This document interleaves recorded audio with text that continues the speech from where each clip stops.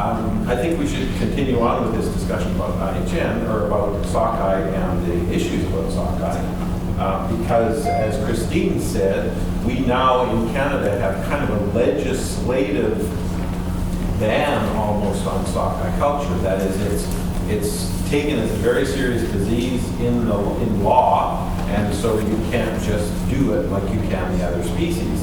I think we've seen a fair amount of, an awful lot of evidence from our American colleagues that sockeye culture can be done safely if it's done, but obviously our American colleagues also take it very seriously with the disinfection procedures and all those other kinds of things.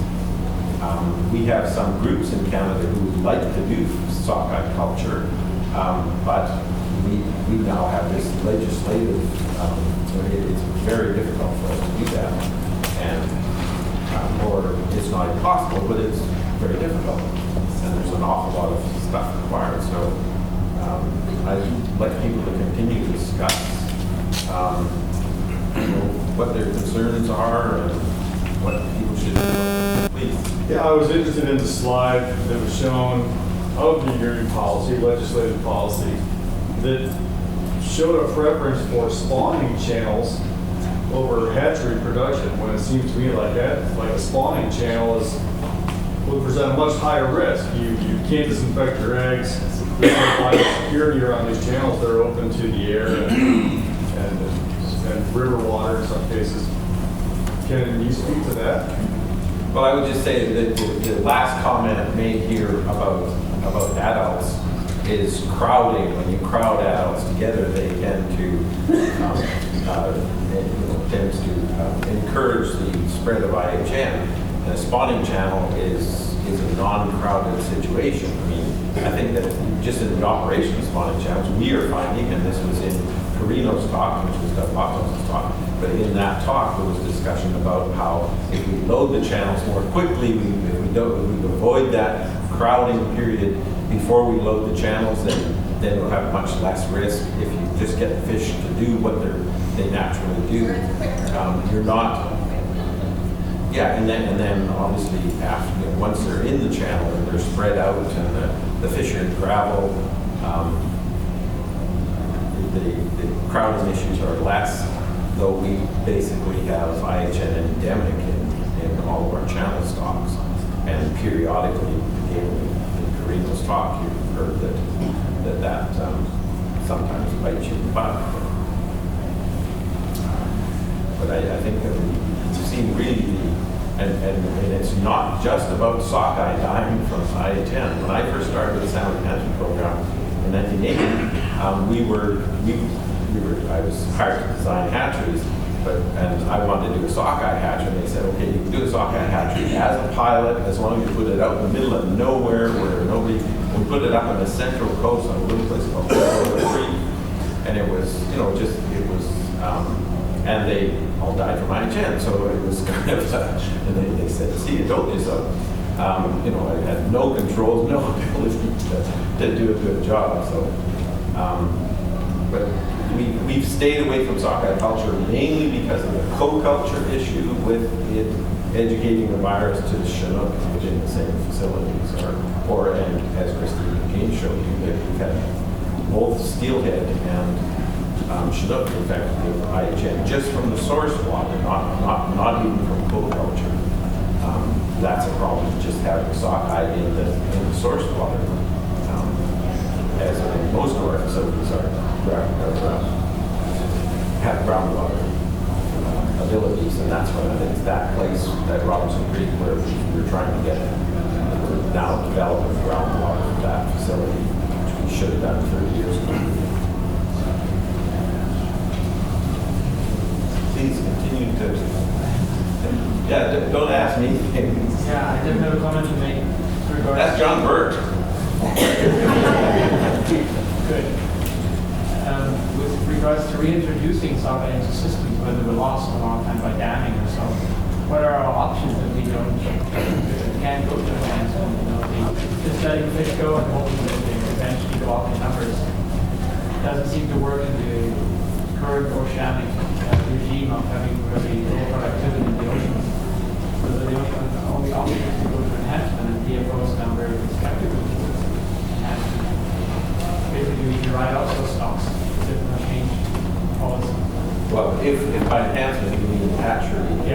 yeah, because enhancement can mean fish passage, or improve fish passage, and Alouette and those kind of places get those things going. And Okanagan nations have a sockeye hatchery that we hope that they don't move on to co-culture with other species, but that's a sockeye hatchery. It's isolated. That should be that should be fine. I'm not suggesting it's not my place. As an officer of the government, I probably shouldn't be saying any of this, but we've got to come up with a proposal that's ironclad, that's tight, that meets Christine's regulatory requirements, that meets the kinds of super cautious fish culture that we've seen displayed here for so many of the Alaskan projects. That makes sense to me. Do you have anything, Paige, to add to that? Kathy and I were just back here talking and saying, how jealous we are of a lot of the systems in the U.S. because you have the funding in order to be able to build these facilities that have the adequate biosecurity, the adequate water treatment. And we're a bit deficient in that respect. Yeah, I think in defense of some of these precautions, my sense is that they don't want people to go into this thinking it's going to be easy. You know what I mean? I think they should be prepared and have the appropriate expertise on side because it could be terribly disappointing and even dangerous if you're dealing with low numbers of fish coming back. I think it's supposed to be a buffer for that. I mean, it sounds very onerous, but I think it ensures that your homework is done, right? Maximize the chances of success, right? And minimize impacts on other species. But I think John Burke did make a really good point, and I've experienced this personally, is that culturing sockeye is easy. It's easy like a mouse trap. Looks like free food for a mouse. There's an egg in there. The mouse says, "Wow, look at that!" Even if I don't like cheese. Yeah, it seems like that's one thing about the easiness of these sockeye. Our initial work with sockeye was like the adults were pretty tough, in comparison with dealing with Chinook, right? And other fish. And the juveniles, even though they're so small, they're very hardy and they get onto food well, they're very robust that way. So, and in transport, so impressed the loadings that you can use and how much they take the transport and are able to recover very quickly, So that part, And they just grow all winter. I remember when sockeye started at Scotia, and I had reams of these growth charts to show people that they would never get this full size because I was showing how Chinook and Polo would be overwintered there. Water temperature stays very cold, like 1 or 2 degrees kind of most of the time. It's a little better now than it used to be, but those sockeye, I'm like, they're this big now, there's no way they're ever going to get to 6 or 8 grams. But at first they did. They're a miracle fish. Yeah, I think it was 1988 that our aquaculture industry in British Columbia was very much interested in getting a hold of sockeye. The EFO said no way.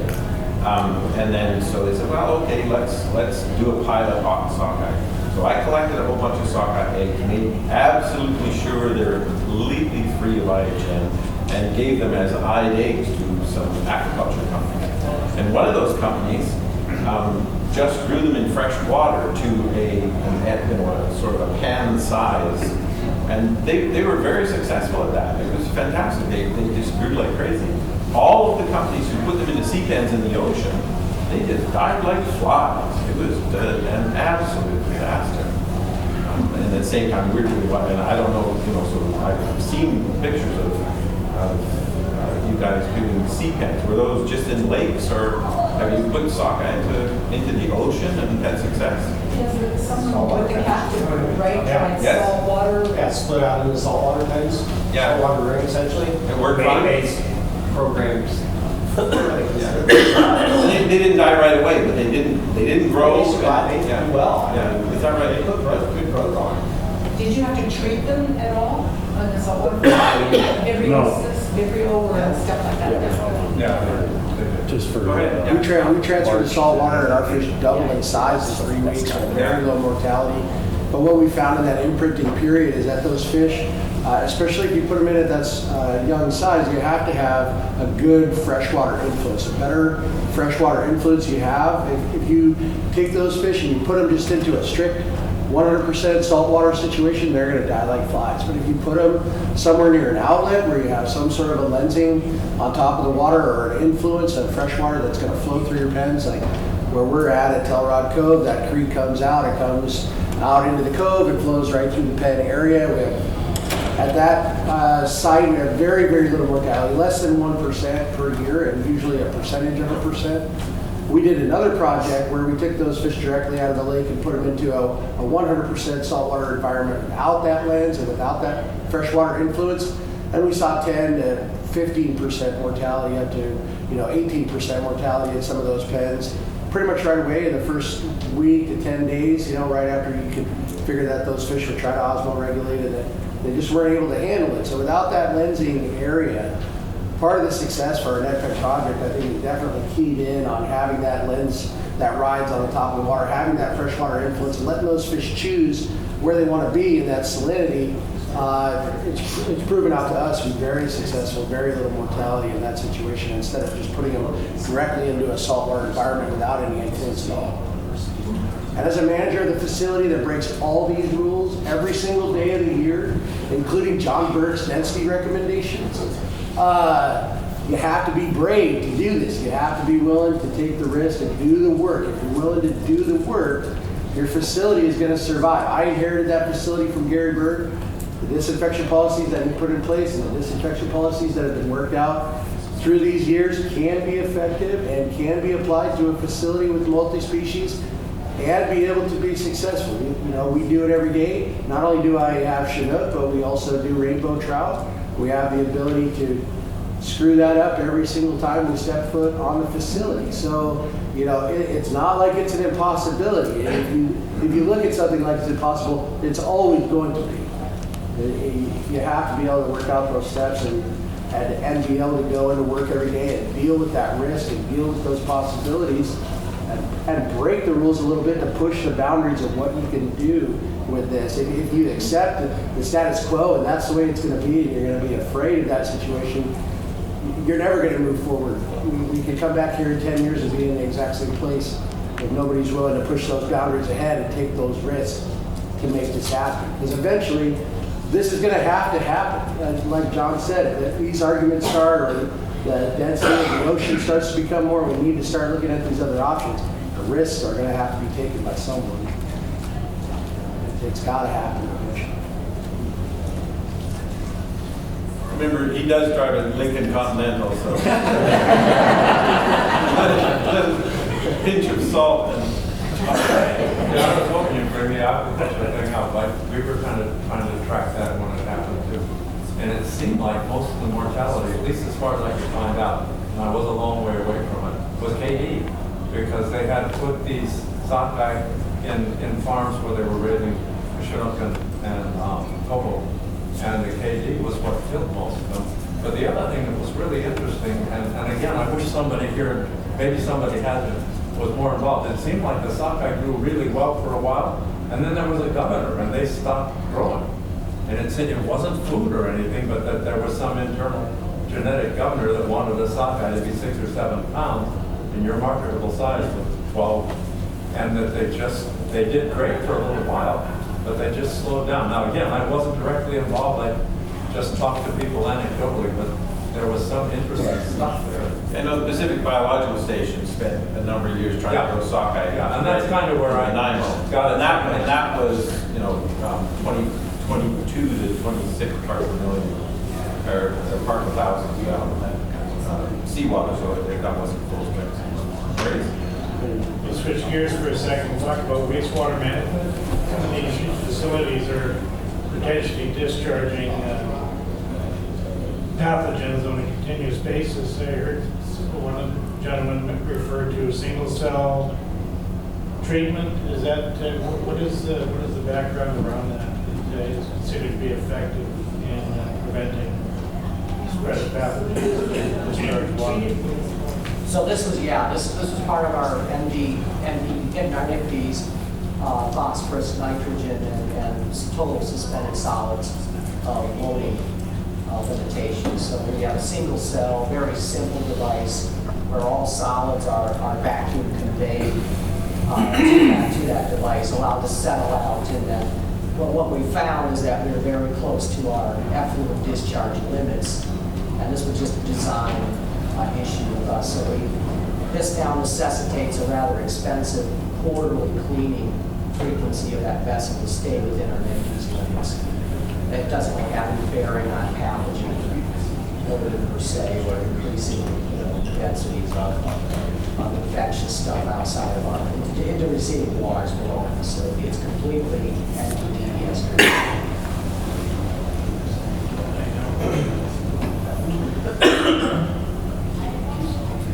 Okay, Maurice? Yeah, and just go back one more time. So imagine you have a hatchery that's isolated, has virus-free water coming in, and it's not discharging into any surface water body, into the ground. You have a broodstock that you can use that's IHN-free, and you want to raise sockeye.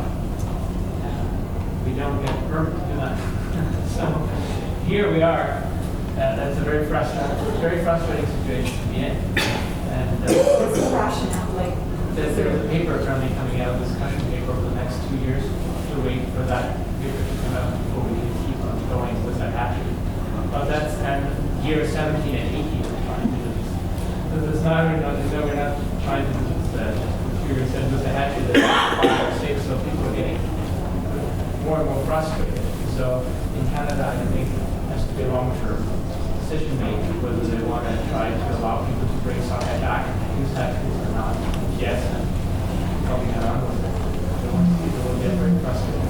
I have to wonder if your position would be strengthened if you could present a number of case histories of facilities that use IHN positive broodstock and do not cull eggs, but do disinfect them and operate for a decade at a time or longer with no incidence of IHN virus in the progeny of these fish. I wonder if you had a good list of those kinds of case histories that might strengthen the position. That's always an idea. Paige, would you like to step in to talk about anything to do with Alouette or Coquitlam or? I never only personally been involved with this one, but Elmer. Yes. I don't, were you referring to the Coquitlam one on that one or Alouette? That was Coquitlam. Okay, so my understanding of the Coquitlam and the reason why that one has been at least put on hold temporarily was not really to do with IHN, whereas the ability of the fish to get out of that system. So, like, I was at that meeting, and my understanding of it was that the way that the fish come out of that particular system is essentially out of a fire hose into a concrete wall. And that the survival issue is the larger one. So, this was the system where we were taking cooking eggs, and we solved a lot of issues with that. We know we can get them, we know we can incubate them, we know we can pond them. But until we solve the issue of getting those fish out of the system safely, to continue to do that part of the program does present some risk potentially to the genetics of the health of their strong system. So that's my understanding of it, that these things to be retired. Good, yeah, it's good to know. And the other understanding that I had, but then there's the other option of releasing the small scale of the dams to circumvent the But I think there's still an onus on trying to get hydro to address fish passage. Yeah, that's very good, so. Go ahead, so. Yeah. I completely. Yes. If I just confirm, I'm sort of quite involved in that program. Yeah, so for the Stand up. limit, what's that? Stand up. That's. No one has So, a. with the Coquitlam, the real concern is to confirm that we can get the juveniles out safely before we put any massive investment into trying to get fish back into the system. So let's, we're basically setting a bar, which is prove that the fish can get out safely, that we can upgrade it, provide downstream passage. And if that can be proven, because that's sort of considered to be the linchpin of the success of that program, if you can deal with that linchpin, then you should invest in the rest of the program, which is to start increasing the number of fish in the system. But there's no use going into an enhancement and upstream passage if you can't even get the juveniles out. So that's the bar that we kind of established on that one. On the Alouette, it's a bit different in that we actually just looking for science through a science review to determine if based on the long period of residence of the kokanee, if they have the genetic ability to readapt to the natural life history. So we're putting that one on hold until we can get that science opinion back. So that's really the sort of the benchmark, or the bar that we've set on that one. So each of them, yes, they seem to be delayed, but there is actually we believe to be an important test that each of those should pass before we start going to considering the large investment trying to reestablish those populations.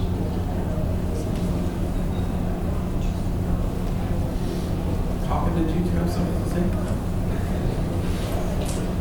Yes. I think there was, in the sockeye rearing back in the 80s, one of the issues was plankton death, which the sockeye at some of the facilities were wiped out by plankton. Sorry, Ian, maybe stand up. Sorry, we can't hear you out here. Well, in the net pen rearing trials, it had to do with plankton, I believe, was some of the problems. Sockeye were more susceptible to catastrophes. Oh.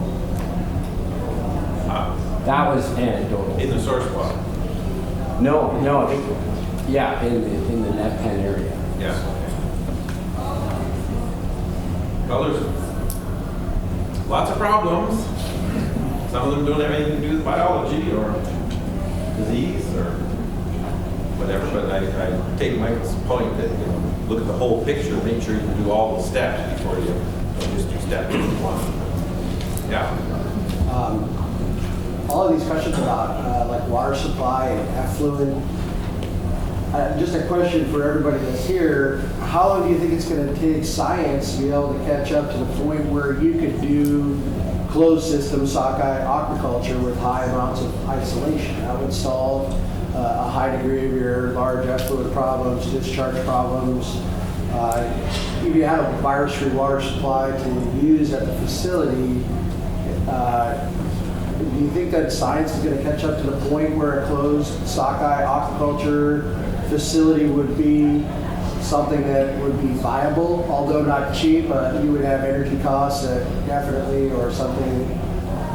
Anybody have thoughts on it? Because all of the recirculating systems in Alaska that are doing that, they're incredibly expensive, of course, but the high amounts of production.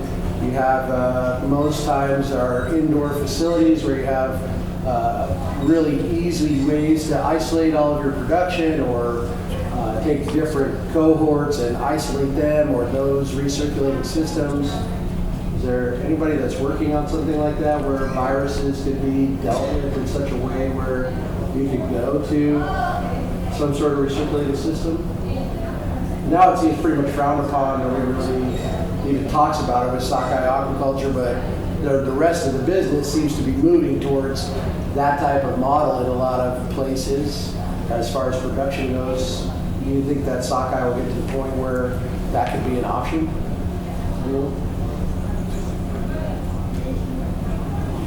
You just have to be brave. Then I'm down, man. Let's do it, but,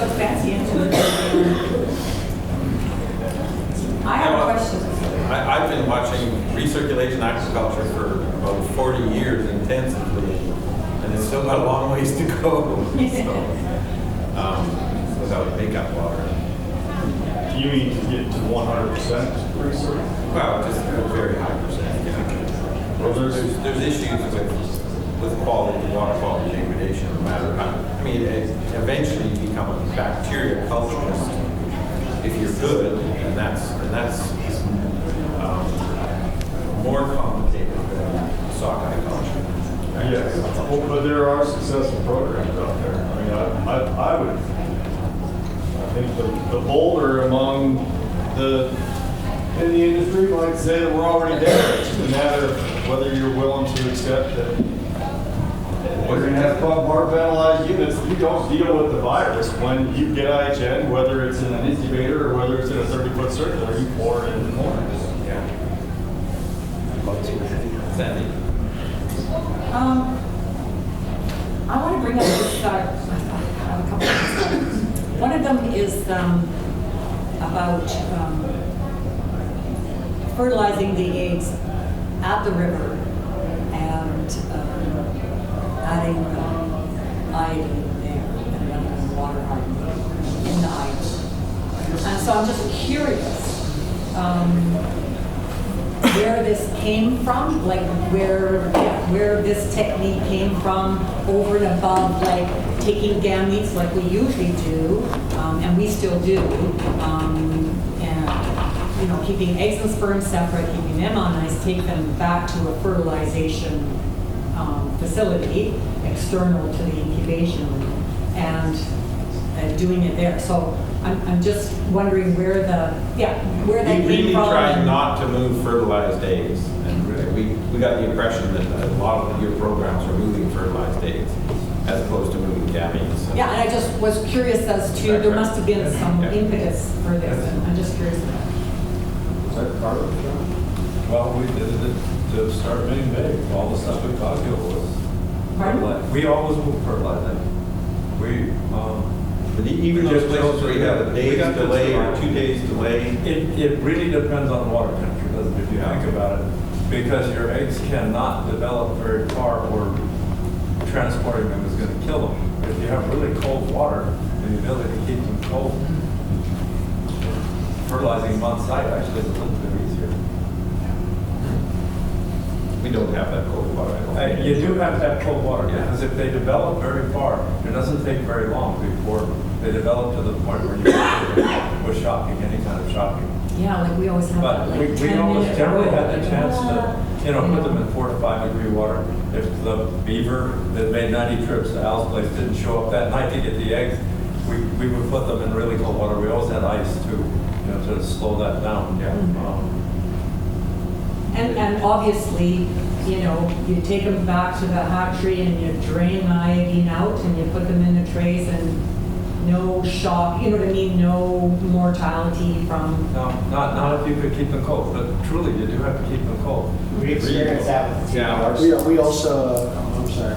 We experienced that with TDR stocks. The difference, it's a huge weather, huge weather pattern between us. It's night and day a lot of times. You try your best. They'll take the eggs one day. We hope they're in the morning. Hopefully we have them by 2 p.m. They keep them on ice the best they can do. Same day, great. I mean, they're flown by helicopter. Brian Mercer's had them set on his lap during the flight because the flight's so rough. I mean, they're somewhat handled as gently as you can, but you are, again, using a float plane through conditions that aren't exactly optimal. The longer you hold on to them, 2, 3, 4 days, you're going to have lower survivals. Like John and everyone said, the key is keeping them absolutely as cold as possible. Keep that development just literally close to stop, because if they get 2, 3, 4 degrees, your mortality is just going to climb just random. Oh, why wouldn't you just take the gametes back then? At Pillar Creek, You have mentioned your that. nucleus right there at the egg tape, your critical people. We don't have big staffs in all things. So I mean, all your best guys are there and women, and you might as well do the best job you can. And then the person at the hatchery is simply loading. Makes sense, right? We're also transporting our eggs in UV water. We rinse all the betadine or ovidine out and then transport them in UV water that we make on site. And so, and then also, of course, I'm the exception, transporting eggs at 12 or 14 degrees. And that's another reason why I don't want to leave them on the beach, is that you got about 24 hours before you're going to see that activity start. Really, at any temperature, you're not going to get cell spread right away. So if you're doing a one-day project to get them back to town, the likelihood is pretty good that they're going to make it there safe. And for us, it was a matter of survival. Gary can, back when they made the switch, Pillar Creek actually started with off-site fertilization, bringing them back, doing that. And not only did you end up with a 10 or 12-hour day on the beach out at the lake, bring the eggs back to town, the people that brought the eggs back to town ended up working another 6 or 7 hours fertilizing all the eggs, rinsing all the eggs, loading all the eggs into the incubators instead of just doing it once at the point, like John said, you have everybody out there. And the survivals went up by about 35%. So for us, it was a matter of survival. And so when you got them back, you did an overeating rinse on site after fertilization. Yeah, they were water And they were water hardened. And did you do another Ovidine bath back at the hatchery? Or that was it? But we disinfected the outside of the bag. The outside of the bags that they were transported in were dipped, but the eggs weren't. Yeah, same with us, we still follow that.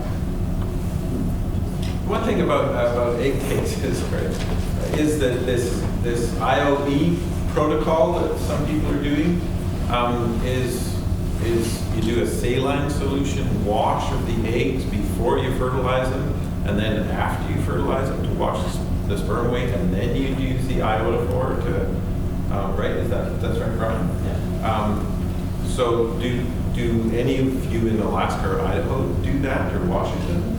At meats, actually, don't you guys use saline to activate? To activate, the channels and elongate the life of the But that's not milk? what he's talking about. That's just sperm extender, What's the impetus behind the saline rinse before and after? I'm talking about cryopreserved sperm. You use it to activate sperm. You just use that's just a sperm extender. He's talking about a chum semen where you're filling up an entire bucket with 8 or 10 females. Yeah. And then you're putting sperm in the whole time. And before you carry that somewhere, you put a little saline in, you leave the sperm longer time that's a different thing. Okay. Yeah. Well, in fact, it's the opposite. Yeah. So, but I was just thinking, how does that become an international protocol if I've never heard of it? And that's shot. It is odd. I did want to ask this question to see if anybody else is using saline for any reason, but we're doing it to meet the Canada Food Inspection Agency's. Well, it's an international protocol. That's why CFA is. It's an international protocol. Yeah. CFA requires it in order to import our eggs back into Canada from the Sedation hatchery. So that's what essentially. It must be European. I mean, if it's not you guys and it's not us for salmon, it must be European. But there are no salmon. We rinse a Baker hatchery. We rinse our eggs when we bring them in, we rinse the sperm. We rinse them after we mix the sperm. With saline solution? No, not with saline. Well, that's my point. Of course, we rinse. We all water. the saline thing. Yeah. Are the people that are doing that, are you seeing a difference in your survivals or fertility rates? No, we didn't see any difference. You didn't see any difference? I think the rationale is the idea is that the viral units are in the ovarian fluid, so it just lowers the probability of if they're cleaning worried out about the ovarian vertical fluid, transmission, it may not be an issue, but I think that's where the rationale comes. It doesn't not make sense, but it seems like none of us have done it and we've never had a problem. It's the first time around. We used to periodically we would rinse if we had particular stocks. We would rinse with sodium bicarbonate solution. Again, it's really basically so that you get a bunch of sodium into the water to counteract the potassium that you get from broken eggs. So if we had a stock where we get a lot of broken eggs before the fertilization process, then we would rinse that mass of eggs with broken eggs in them because there'd be high potassium from the broken eggs. And we'd use sodium to basically neutralize that. But that was kind of for a specific problem, which was some stocks had very soft eggs at the fertilization process. And there's science behind that. 2015 when we took Kokanee. We did one day gamut, to ship the gamuts. Next day we did wet fertilization right by the lake. Depending on weather conditions, sometimes it was so wet it was really hard to convert and dry. So then the gametes get activated here at toast. So then sometimes we just set it up like this. Generally, we have always higher survival with the wet. Gametes was every time the hardest. So and then I look into the literature. Where's this regulation coming from? There aren't very many examples where the dry sanding of gametes is so much better than fertilizing right by the river and then overnighting the sanding. I don't know where that's coming from. Well, I think for one more. us, it was more a bit of space. Like a lot of times you're hoofing it, or you're flying it, or boating it, or whatever, and the amount of spaces in it. So, you know, if you have a bunch of, you have to have bigger containers so you can add the water and stuff like that. And also, working with small crews in remote areas, it takes you half the day to get on site to collect the fruits. You know what I mean? So I'd rather be working in the dark at the hatchery, fertilizing the eggs, than coming out of the river in the dark, you know, waiting for them to. So I think for us it was partly that too. You can really control the conditions, and if there's broken eggs, you can use sodium, you know what I mean, that kind of thing. So those practical tutors for it. Yes. So I have a question on a different tack here. Someone who's watching online sent me the question, how have others overcome the competition with mysids and stickleback, I guess, in the rearing and outcome? Selby question. Sounds like a Selby question. Well, put on the spot. I don't think we've overcome any of these problems. Competitor for sockeye is our kokanee, and so are mysids. So I know in the Okanagan system, I think most of the Okanagan colleagues have left now, but there have been quote unquote experimental test fisheries for mysids to try and reduce biomass. I don't know that they've had any true success in terms of knocking that. But I mean, once they're there, they're there.